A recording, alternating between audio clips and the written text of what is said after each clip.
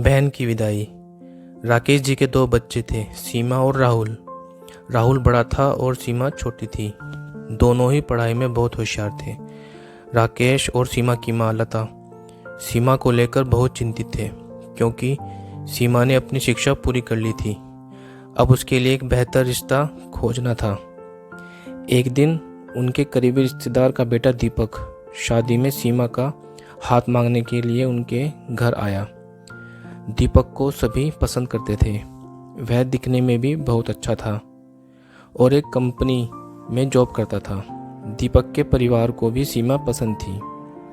फिर इन सब के बाद शादी की तारीख तय हो गई और सीमा के भैया और राकेश शादी की सारी तैयारियां कर रहे थे।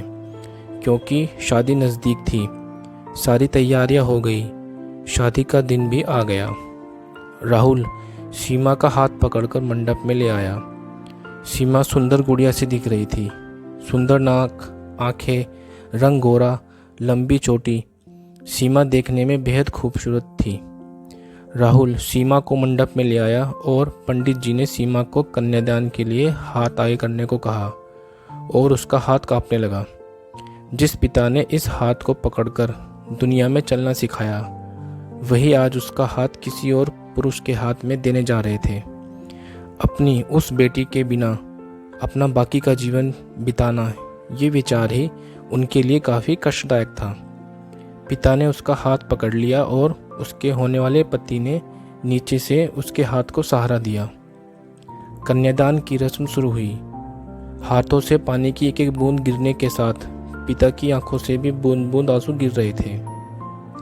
अपने कलेजे का टुकड़ा दान करते समय क्या अवस्था होती है, तब वह राकेश ने जाना। वह रस्म खत्म हुई। पंडित जी ने लता और राकेश के हाथ में दियों से भरा पर्दा दिया। उनके सामने बेटी और उसका पूरा ससुराल परिवार बैठाया और पंडित जी ने कहा, आज से आपकी बेटी उनकी हो गई। उनसे कहो कि उसका अच्छे से ध्यान रखे। सीमा अपने मायको वालों के लिए एकदम पराई हो गई। उसकी आंखों में आंसू भर आए।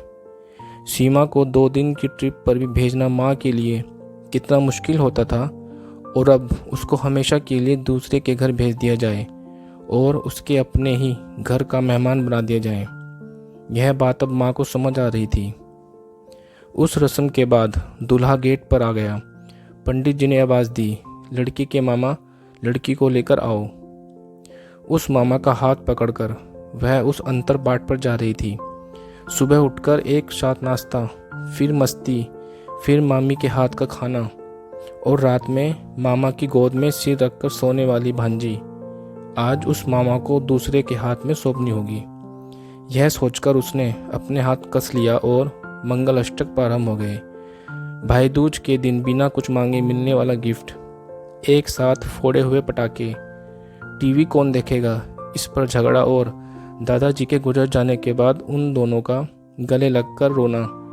दोनों भाई बहन आज एक दूसरे को देख रहे थे। उतनी ही देर में मंगल अष्टक समाप्त हो गए। मंगल अष्टक समाप्त हो जाने के बाद सीमा अपने आगे आने वाले नए जीवन को लेकर उत्साहित हो गई। सीमा ने वरमाला पहनाई और अपने पति दीपक के पास खड़ी हो गई।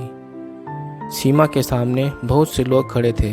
कुछ आशीर्वाद दे रहे थे और कुछ पास होकर स्तुति कर रहे थे।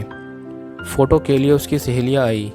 एक ने उसका हाथ पकड़ा, दूसरी ने उसका पल्लू अटका हुआ निकाला, तीसरी ने उसके आंसू पोंछे।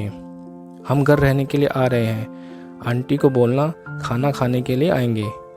उसे उस एक कमरे की आवाज़, एक दूसरे के अधिकार और वह दिन याद आ गए जब वे एक साथ रहती थी। अचानक पति दीपक ने कहा कि तुम चारों की तस्वीर ले लो, मैं साइड में खड़ा हो जाता हूँ। खाने की कतार में आज सीमा की माँ पापा से दूर दूसरे लोगों के साथ बैठी थी। खाना खाने के बाद पंडित जी ने गौरी हार की पूजा करने के लिए बुलाया। सीमा ने वहाँ मन से पूजा की।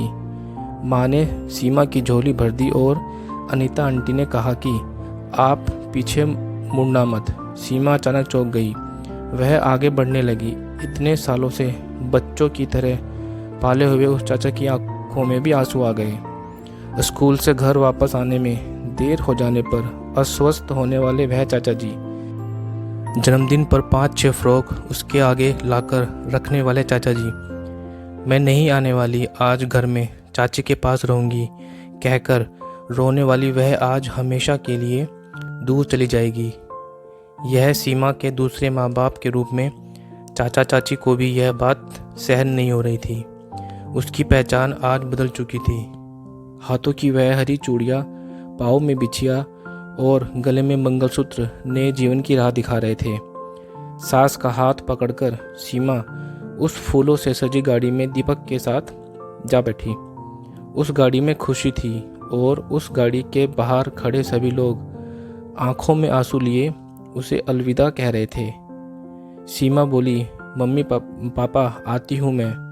बहुत मुश्किल होता है अपना कलेजा, अपना दिल अपने ही हाथों से बाहर निकालकर पराए हाथों में सौंपना, और वह अपने कलेजे को, अपने दिल को खुद के दिल से लगा कर रखेगा।